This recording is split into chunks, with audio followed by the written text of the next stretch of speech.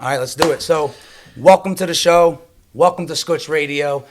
Do Something Great Today podcast. Before we move on and I introduce our guest, I want to make sure that we follow, subscribe to It's Me Skutch on YouTube, and we're all across social. Skutch Radio, It's Me Skutch, JD Skutch, and it's the movement. We're bringing on unique individuals who are impacting, doing great things. So before I introduce our guest, I just want to say everybody has a plan until they get punched in the face. Absolutely. Right? So Absolutely. Here it is. Special guest, Vito Mielnicki. Welcome to the show, brother. Absolutely. Let's go. Welcome to the show. Pleasure to be on here. You're always doing great things. Honestly, you're a person that a lot of people could look up to in terms of how to live their life. And I look at your stories every day, seeing you do your thing, and you inspire me every day too, brother. So it's an honor to be on here. No, it's great, dude. And like I said, it's great to have you on. You're a special guest. I know you got a lot of stuff going on. Yeah. I know you just came off a great fight, and sure. I know a little bit about it. Mm-hmm. I know I met you when you were in middle school. Yeah. And I remember your father just being like, "Hey, man, this kid's something special." Yeah. And one day, he's going to be on TV. And For sure. I'm happy that I followed along your journey. Mm-hmm. I'm happy that I was able to, watch along. And now, definitely. Brings you, a bunch of years later, and you're here. We're sitting here, and we'll be able to talk about that success. And, sure. and it's showing that you and your father believe that, you were something, and you stuck with it. Definitely was a process. Growing up, definitely I knew that this, at 12, 13 years old, I knew that this was what I wanted to do in terms of fighting, boxing at a high level. Also played football. I love contact sports, so but my dad saw something special in me, like just me in the gym, me enjoying what I love. That's enjoying what I was doing. Absolutely. And that's what's most important.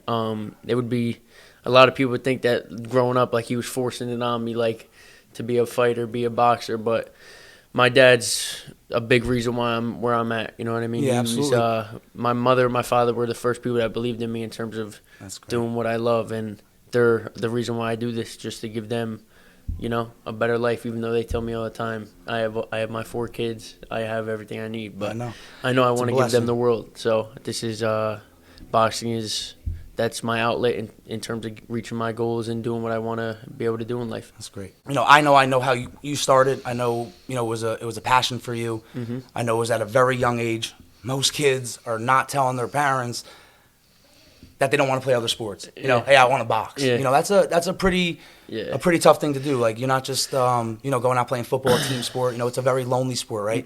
Definitely. You have to have a lot of discipline. It's something that I saw in you. In middle school when I first met you. Mm-hmm. It was something that, it was something different. Like, you were able to commit to yourself, be disciplined to yourself, and realize that what you're doing is your dream. It's something that you're truly, you're giving up everything else. Mm-hmm. Yeah, you still, you're in school, you were in middle school, then you went to high school, you finished Mm-hmm. high school.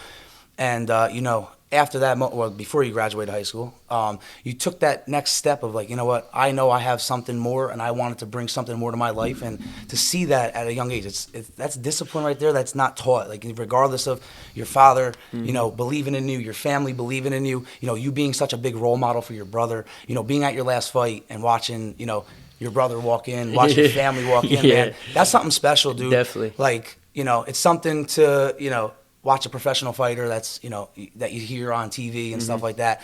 And I know all their families are there, but Yeah. when you're there and you see someone that you actually know, and yeah. you see a family that you know, and you see in the day-to-day life, and to see the support and just looking at your brother, like, wearing the swag, Yeah. it's like, dude, it's your younger brother. There's no better role model than It's- seeing someone like you, so it's great. And tell me that type of feeling, like to see your family there and having your back, dude. That's an important thing. Yeah, so, like the day of the fight, it's like a weird feeling because everybody, like for me, my whole family's so nervous before the fight. And me, like, I'm just so calm, like so relaxed, like just excited to be doing what I'm doing. Exactly. Like, you know what I mean? And I'm just blessed to be in the positions I am. I'm 22 years old fighting in Madison Square Garden. It's insane. Like, it's a blessing. So, but seeing my family, when I get in the ring, that's the first thing I do. I look for my mother, look for my brother. I know where my dad's usually at, my sisters, and just all the rest of my family. Like when I'm walking out, I see my cousins, they're going nuts, but I just know everyone is nervous, and I'm the one that's not. So it's like a weird feeling. It's a weird feeling. But I think that's what makes you so special and what makes you be able to do it is because you know how to control your mind, you know how to control your body, your emotions, control your emotions in those moments. In those moments, and it's like I feel like it all falls back on your preparation. Like when you have a great camp, when you're putting in the work, you're putting in the time, you go out there and you just let your work do the work, you know what I mean? In a sense. So obviously a lot of those kind of moments can get to people in terms of your nerves they take a lot of energy out of you, especially that day. Like it's more just like anxious to get in. And but like going back to what you said with my family, like the sacrifices that they have made for me in the last 15 years of me doing this, man, my sisters, my brother, my mother, my father, I would not be here if it wasn't for them and the sacrifices that they've made for me to get in this position. I want to just repay them back with all the success and everything that's coming. Great. I love that. So talking about, being able to control those emotions, being able to do that, like, give me a little bit of like, what does it feel like the whole day, right? So you get there, right? You're about to get ready. You're about to call your name out. Me pumped up. Right? You're about to walk into the ring, right? Yeah. You're about to, now they're calling your name. You're about to touch gloves. You're about to, the bell's about to ring. All these type of things are about to happen. Like this is about to be real. Like they're about to say, the bell's gonna ring, and then it's like, let's go. We're about to go after it. So it's like, what goes on in your body and your mind, like right before that's all happening? Man, so like the ring walk, I love the locker room. Like, like just the locker room feeling is like just surreal. Like for me, I just love sports like in general. Great. So being in the locker room, like knowing that everyone is there to see you, like for some reason I have this like weird thing in my head. Like I love being like, whether it's me playing backyard basketball, backyard football, like knowing like if I have the ball in my hands, like that people are watching me. I don't know why. Like that control. I like to be in control. So. But just knowing that everyone is there to support me and just like that ring walk is like it makes cowards out of men. Like it really can. That ring walk, it's a lonely walk. I know you got your team with you, but knowing that you're the one that's going to be taking the 3 steps up, and potentially a lot of guys. There's been I think 12 deaths in boxing, in the last year, and boxing is just a real like. It's a real sport. It's real. It's the hurt game. And at the end of the day, guys are going in there to put their lives on the line for other people's entertainment. And that's how it's got to be looked at. And that's why boxing is the truth will always find you in the ring. If you're not putting the work in, the truth will come out. My mouth. I was just going to say, there's no hiding. There's no hiding behind it. You walk in that ring, the work that you put in during camp, the talk, you gotta walk it, right? You can't just be saying it. It's like this is it. You're in the ring. The press conference is 2 days before, but once you're there on fight day, it's real. It's real as it gets. So I know you had a little bit of adversity early on, which is great. It's something that's always going to come up in someone's career. It's always going to happen, especially in the sport of boxing. And firsthand, I was able to watch that. You were able to overcome that, and I saw the fight that came, and you could talk about it a little bit more, but I saw the fight that came after that, and it was like, you learned from it, you brought yourself back, you knew what you needed to do, and again, like you were, I think you might have been 18 years old, I think at that time, 18, maybe 18 at the time 19, for that one, maybe 19, right? Yeah. So you're still young, you're still going through it, you're still trying to figure out like, the next leap of boxing, going from to go pro and go to that level is something. So it's like, how are you able to control that situation and know that, all right, there's more to this, there's more to the future. How can I come back from this and show people that like I'm the truth, I'm a rising star? Right. I mean, that loss early on in my career, I would just take it. It's not a loss, it's just learning. I know it's cliche, a lot of people say it, but it's the truth. Yep. And I went in there not at the best of my ability, not 100% prepared, and going back to everything falls back on preparation. And like when I'm not doing what I'm supposed to do every day on a daily basis, I was a highly touted prospect at that age. Like, of course, I was the youngest ever to turn pro in New Jersey at 17. Then I'm fighting on TV, Channel 5 Fox at 18. I bought my first truck. I'm like, all right, yeah, you know what I mean? Like this. whatever. I might not have been in the gym 3 times a day where I like how I used to, like what I was doing. Like obviously it was during COVID as well, so it was a little tough with that. But it really had nothing to do with that. It was more just me falling off of what I was doing. Not fully, but just that little bit of let up, that little bit of let up, and not doing what I was supposed to do every day. Just was a learning lesson. And from here on out, like I say to everybody else, I've learned that proper preparation prevents poor performance. And now every time I step in there, I'm 150% prepared because of the work I'm putting in weeks before the fight. And so outside the ring, we're talking about in the ring being how focused I've seen you always been, and the discipline it takes, and you go through camp, and it's like you sacrifice a lot. You leave your family. You're not here in Jersey, so it's like you're walking away from your comfort zone, right? So you're walking away. Yeah. You're out there by yourself. It's just you, your trainers, some other guys that are in camp and stuff. But it's like, outside of boxing, how do you stay focused? Like, being young, right? You got success young. People starting to hear you. I mean, you were fighting on some of the biggest stages in the biggest events, right? So it's like, how do you, maybe a little advice that you could give people is, how do you stay focused and not get like distracted, let like social media, all this kind of stuff like kind of distract you and kind of veer you off the path that you're bringing yourself on? Yeah, I mean, I feel like in today's world, social media is it's almost like everything. Like you could be putting a false image of yourself out there. Meanwhile, you go home every day and you're in the worst headspace and just in the worst place that you've been in your life. But yeah, like the last year and a half, 2 years, I've realized I'm surrendering everything to God, because I know that He's always in control. And more or less just understanding that His plan is already set in stone for me. I know a lot of people could let the media get to you, let to what everybody else is saying, but I don't know. I've never been that person to let people, other voices outside of what's in my circle get to me. But in terms of like going back to the adversity that I faced, and the life things that I faced, I'd say in the last year and a half, 2 years, I've like more or less just surrendered everything to Him and understood that He's in control. Dude, it's crazy because you're saying how like in control. Dude, almost every one of our conversations right now, almost everything you've ended what you were saying, almost it was like a question that was coming up next, like of stuff that was on my mind, because I can't even make this up. And like when you how you're letting faith and everything be such 100%. A big part of your life, right? 100%. That was my next thing that I was going to ask you is, how has faith guided you along this boxing career? Like, I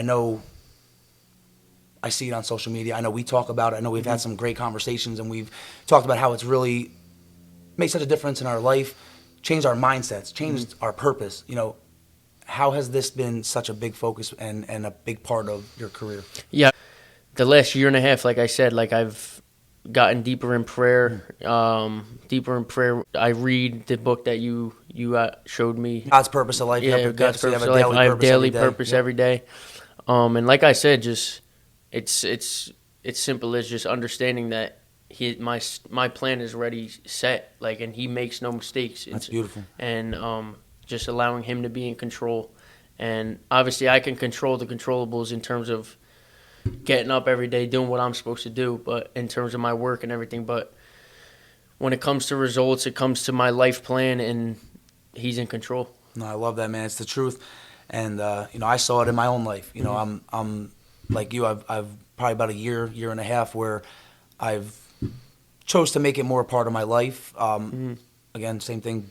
Raised and born, into the Catholic faith, and absolutely. Having a little bit of different experiences in life and things that I went through, and that's not to say we're perfect, because of course nobody, not. like, what I mean? And absolutely not. That's I feel like a lot of people get that a little mixed up. And listen, you know what I mean? You have a purpose, and you know that you have someone to lean on, someone that'll give you strength, someone that'll child of God. They have the plan scripted out for you, and it's on us now to to just accept it and Exactly. to live it out, you know, Exactly. and to know that, to believe that whatever we're doing, whatever, you know, challenges we're going through, that's already set and planned, and we're going to find out why eventually, right? We're going to know why we're going through what we went through. It led a lot of success in the past year into my life because I stopped worrying about certain things. Yep. I started to focus on other things. It brought happiness around a lot of stuff. So For that was sure. the focus. You don't have to be going through it to start to, you know, bring faith into it. You don't need to, you know, have all the answers right away, but surrendering yourself, being loyal to it, putting yourself into scripture and being a part of it. You know, I've seen the benefits in my life, and I know you've talked to me For sure. about different things that have changed in your life. What leads me on to the next thing, we're going to talk about a little bit about training camp. All right, so like, give me. Oh, yeah, listen. I know. Like, I'm sure you have your own secret stuff, your own stuff going on, but bring me through training camp and give me a little bit about that. Training camp starts usually 8 weeks before a fight. Usually 8 weeks before a fight, depending on the rounds that you're fighting. But it's grueling. First few weeks in training camp, that's when you're breaking your body down. You're really just mentally like locking in and just fully prepared. Like you're breaking your body down in terms of doing heavier 3 sessions a day. Whereas as you go deeper into camp, those last few weeks you're doing maybe lighter workouts, staying sharp. As you get closer to fight, you want your body to heal. But 2 to 3 a days every day. With days, my rest days usually Friday and Sunday. We've implemented another rest day throughout the week, so it's definitely grueling, both mentally, physically, throughout those 8 weeks preparing for the fight. If they're commercial break. Yeah, commercial break, bro. We're bringing it back. All right, so you know, after touching on training camp and everything, what do you love most about boxing? The one thing that I've always loved about boxing that you said, it's lonely, but it's me versus someone else. Like everything that we're talking about always comes back to preparation. Like if I put in the work and I'm doing what I'm supposed to in training camp, obviously anything can happen in the ring. But if you can control your own destiny more or less in the ring. Like whereas a team sport, football for me it was like I'm one of 11 on the field. Mm-hmm. Like, obviously, one person can make an impact, but, I mean, there's no I in team. So, absolutely. Yeah. No, I know. I love it. And, obviously, I have a team, too, like, in terms of my trainers, my coaches. But at the end of the day, it's just me and my opponent in the ring. Of course. So. Listen, boxing doesn't, just because it's a lonely sport, it's not a lonely sport where you don't have a good surrounding cast around you. You have coaches, you got teammates, you got people that you're sparring with. For sure. You got, that's a big part in being successful on the night of the fight. Definitely. But when it comes down to it, all that work needs to be performed, right? Absolutely. It's a performance. You got to show up. You got to do what was planned to do. And I think the greatest thing is surrounding yourself with great people. Mm-hmm. And I think that's where the biggest accomplishments come in life. Mm-hmm. Is who you're surrounding yourself with is how much success you're gonna get, right? It's not always gonna come from you. You have to have people around you. Mm-hmm. To keep going. Like, absolutely. I don't know many people that are one-man armies. There's not many people out there that are just diving deep and doing everything on their own. You have to have people around you. You have to have people in your corner. Mm-hmm. You have to have people that are grinding with you, that'll sacrifice when you're sacrificing. They have to know that if you're digging deep and if you're going through it, well, they have to be on board. Exactly. There's no sitting back and watching you go through it, and they're exactly. If you're cutting weight, they're cutting weight. Yeah, exactly. If you're running a mile, they're running a mile. Exactly. If you're sweating, you're jumping rope, you're going through it, they should be going through it with you, and they will be, because that's 100%. The type of people you're surrounding yourself with in camp. There's a reason why you walk away from your family, you go out to Houston, you go and do your thing out there, is because you know what it takes, and you know when you have to flip that switch. Yeah, exactly. And like going back to what you said, like obviously I rely on my team every day, like my coaches setting up the right sparring for me, making sure everyone's locked in the gym at the right time, and that's why my coaches, Ronnie Shields, Anthony Carr down in Houston, I relay a lot of my success to them, that I've been with Ronnie Carr for the last 5 fights now. He's in the gym at the same time every day. The gym's open at that time. He gives me my time, knows what I need. He's had over 35 world champions throughout his career. So knowing that he has that recipe, and I can trust and rely on his prep in terms of what he's going to do to get me ready for fight night, it's being able to surround myself with greatness, you can only expect greatness to come out of it. Absolutely, and that's what it takes. Some advice. What is your best advice for athletes, whether they're boxers, whether they're just kids that are trying to figure out their path? Give some advice for that. I would just say keep going. Block out the noise. Just keep going. Just stay locked in on your craft, whatever it may be. Just control what you can. Control the controllables. If you go into for me, in my sense, what I can control is me getting up every day, coming to the gym, putting in the time, putting in the work. Just more or less like just focusing and locking in on your craft. Just stay in the gym, stay on the field, stay in class, stay wherever you got to be to continue to improve yourself. No, that's great, man. I told you from the beginning of this, and I know I've told you now that you've been coming down to the gym, and and one of the reasons why I'm coming down, I love coming into this building, is because of the energy and the vibes that everyone has. Like, I appreciate that. You especially, like. There's a lot of negativity out there, but surrounding yourself with the right people, positive people, you become what you surround yourself with, in a sense. Going back to what we talked about, and I love being in this kind of environment, surrounding myself with people like you. And I appreciate it, man. Likewise, I've actually even told my kids that they're young, and I'm like. Like, oh, you're friends with Vito? I'm like, yeah. He comes to the gym. I've known him for a long time. It's like, I know I'm, a couple years older, and they're like, and I'm like, listen, man, you could be inspired by anybody. I don't know, 10 plus years older than you, and it don't matter when you see people that are doing great things. Yeah. And the reason why I brought you on this podcast is you're doing great things for yourself. You're doing great things for your family. You're doing great things for the community. You have such an impact in what you're doing, and to continue to stay on that and staying humble and just continuing to grow, learn, become a better person each and every day, and that's the goal.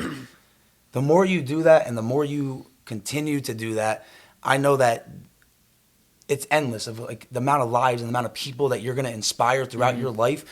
I know I'm one of them, and I know plenty of them that, that are in this area that, little athletes that come here. Oh, Vito comes here, it's like, dude, you're making an impact, man. And it's beautiful. It's a great thing. And I think that's your path. And I know you're going to take it with every opportunity you get. You're going to make the most of it. And I know you're going to be successful in whatever way it is. I know it whether it's boxing, whether it's, what comes from boxing, whatever opportunities, I know you're going to have success because you've put the work in, you've built confidence, you hold yourself accountable, and you're a focused human being. And I watch that when you're in my gym, when you're hitting the bag, when you're, hitting the weights, whatever you're doing, I watch that and I see that from a distance. And it's got to be something that, I know you don't have to be told that, but to hear it from people, it's nice. Like, again, that lonely boxing sport. Yeah. It's nice to know that there's other people on the outside watching what you're doing.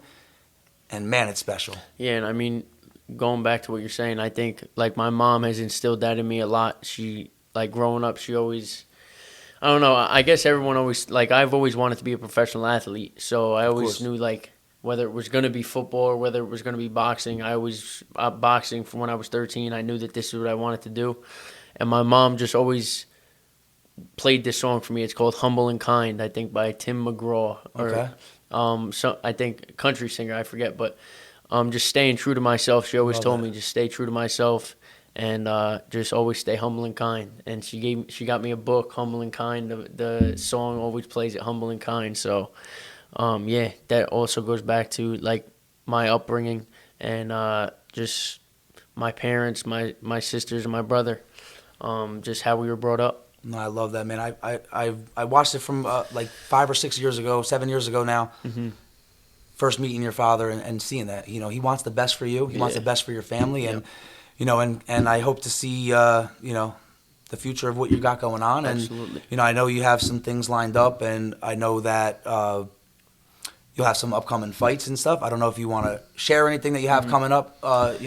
Yeah, so just coming off a back-to-back for August 10th and September 27th. So giving my body some time to rest, recover a little bit, and just re-strengthen my body coming off of the camps that we talked about. It breaks down your body a lot. So should be back beginning of next year, hopefully February.